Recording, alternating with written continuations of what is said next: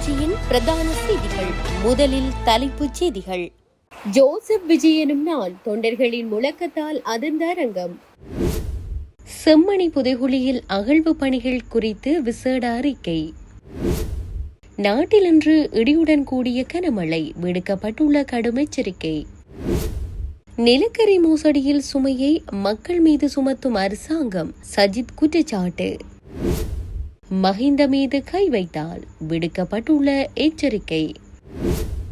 சீன பட்டாசு ஆலை வெடி விபத்து, பலி எண்ணிக்கை 37 உயர்வு. கனடாவிற்கான அமெரிக்க தூதரின் திடீர் முடிவு. நியூ ரங்கராஸ் தங்க சுரங்கம், Markham and Steeles, 6055 Steeles avenue east, C102. தொடர்பான விரிவான செய்திகள். தமிழக அரசியலில் பெரும் எதிர்பார்ப்புகளுக்கு மத்தியில் தமிழக வெற்றிக் கழகத்தின் தலைவர் விஜய் இன்று தமிழகத்தின் புதிய முதலமைச்சராக அதிகாரப்பூர்வமாக பதவியேற்றுள்ளார்.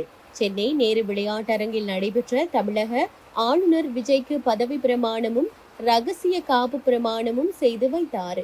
தமிழகம் முழுவதிலும் இருந்து திரண்டிருந்த லட்சக்கணக்கான தொண்டர்களின் விண்ணதிரும் முழக்கங்கள் மற்றும் உற்சாக ஆரவாரத்திற்கு மத்தியில் இந்த விழா கோலாகலமாக நடைபெற்றது. 2026 சட்டமன்ற தேர்தலில் பெரும் வெற்றி பெற்றதை தொடர்ந்து திராவிட கட்சிகளுக்கு மாற்றாக ஒரு புதிய அரசியல் பயணத்தை விஜய் இன்று முறைப்படி தொடங்கியுள்ளமை குறிப்பிடத்தக்கது. செம்மணி மனித புதைகுழியின் 3ஆம் கட்ட அகழ்வு பணிகள் நேற்றைய தினம் சனிக்கிழமையுடன் நிறுத்தப்பட்டு மீண்டும் எதிர்வரும் 1ஆம் தேதி ஆரம்பிக்கப்பட உள்ளது. செம்மணி மனித புதைகுழியின் 3ஆம் கட்ட அகழ்வு பணிகள் கடந்த 28ஆம் தேதி ஆரம்பமான நிலையில் நேற்றைய தினம் சனிக்கிழமை வரையில் 12 நாட்கள் அகழ்வு பணிகள் தொடர்ச்சியாக நடைபெற்று வந்தன. இந்நிலையில் நேற்றைய தினத்துடன் அகழ்வு பணிகள் தற்காலிகமாக நிறுத்தப்பட்டு எதிர்வரும் 1ஆம் தேதி மீண்டும் ஆரம்பிக்க தீர்மானிக்கப்பட்டுள்ளது. நேற்றைய தினம் நடைபெற்ற அகழ்வு பணிகளின் போது ஒரு மனித எண்புக்கூட்டு தொகுதி புதிதாக அடையாளம் காணப்பட்டுள்ள நிலையில் ஏற்கனவே அடையாளம் காணப்பட்ட எண்புக்கூடுகளில் 5 எண்புக்கூடுகள் அகழ்ந்தெடுக்கப்பட்டுள்ளன. அதன் பிரகாரம் செம்மணி புதைகுழிக்குள் இருந்து இதுவரையிலான காலப்பகுதியில் 261 மனித எண்புக்கூட்டு தொகுதிகள் அடையாளம் காணப்பட்டுள்ள நிலையில் அவை அகழ்ந்தெடுக்கப்பட்டுள்ளது. அதேவேளை புதைகுழிக்குள் அடையாளம் காணப்பட்ட எண்பு தொகுதி ஒன்றின் மண்டையோடு பகுதி மாத்திரம் வெளித்தெரிந்த நிலையில் அது அகழ்ந்தெடுக்கப்படாத நிலையில் அதற்கு இலக்கமிடப்படவில்லை என்பது குறிப்பிடத்தக்கது. கடந்த 12 நாட்களாக நடைபெற்ற 3ஆம் கட்ட அகழ்வு பணிகளின் போது 21 எண்புக்கூட்டு தொகுதிகள் அடையாளம் காணப்பட்டு அவை அகழ்ந்தெடுக்கப்பட்டுள்ளன. அத்துடன் புதைகுழிக்குள் இருந்து மூக்குத்தி, நாணய குற்றிகள், ஆணிகள், மஞ்சள் நிற வளையல் துண்டு உள்ளடங்கலாக 17 பிற பொருட்கள் மீட்கப்பட்டு அவை நீதிமன்றிற்கு பாரப்படுத்தப்பட்டுள்ளது.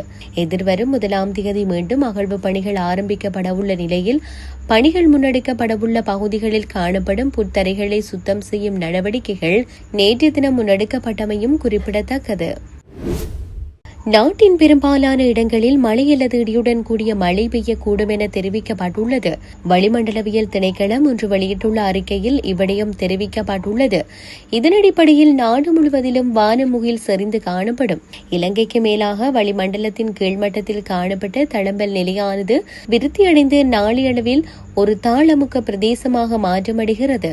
ஆனபடியினால் நாடு முழுவதிலும் நிலவுகின்ற மழையுடனான வானிலை அடுத்து வரும் சில தினங்களுக்கு தொடரக்கூடும் என எதிர்பார்க்கப்படுகிறது.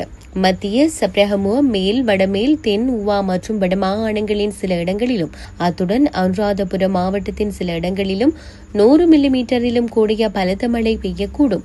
இடியுடன் கூடிய மழை பெய்யும் போது தற்காலிகமாக வீசக்கூடிய பலத்த காற்று மற்றும் மின்னல் தாக்கங்களினால் ஏற்படக்கூடிய பாதிப்புகளை குறைத்துக் கொள்ள தேவையான முன்னெச்சரிக்கை நடவடிக்கைகளை மேற்கொள்ளுமாறு பொதுமக்களுக்கு அறிவுறுத்தப்பட்டுள்ளமை குறிப்பிடத்தக்கது.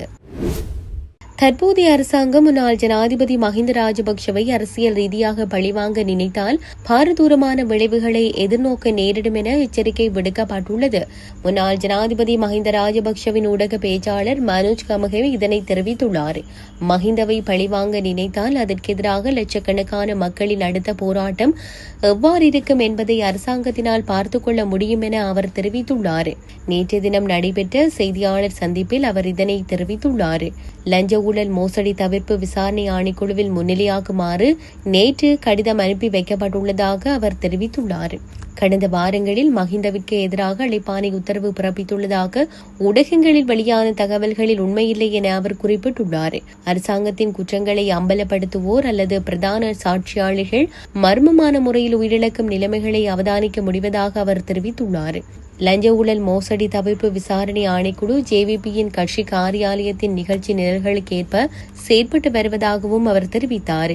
மஹிந்த ராஜபக்ஷ மீது கை வைக்க முயற்சித்து பிரச்சினைகளில் சிக்க வேண்டாம் என அரசாங்கத்திடம் கோருவதாக தெரிவித்துள்ளார். லஞ்ச ஊழல் மோசடி தவிர்ப்பு விசாரணை ஆணைக்குழுவினால் மஹிந்தவிற்கு அனுப்பி வைக்கப்பட்ட கடிதம் தொடர்பில் எதிர்வரும் நாட்களில் பதிலளிக்கப்படும் என அவர் மேலும் தெரிவித்துள்ளார். மின் கட்டணங்களை உயர்த்துவதற்கான அரசாங்கத்தின் முடிவு இந்த நாட்டில் உள்ள மின்சார நுகர்வோர் மீது தரமற்ற நிலக்கரி மோசடியின் சுமையை சுமத்துவதற்கான ஒரு வழியாகும் என்று எதிர்க்கட்சித் தலைவர் சஜித் பிரேமதாச குற்றம் சுமத்தியுள்ளார். மின்கட்டண உயர்வு தொடர்பாக ஒரு சிறப்பு அறிக்கையை வெளியிட்ட எதிர்க்கட்சித் தலைவர் இந்த நிலக்கரி ஊழல் மூலம் நாட்டின் மின் நுகர்வோர் மீது சுமையை ஏற்படுத்த வேண்டாம் என்ற கோரிக்கைகள் விடுக்கப்பட்டது.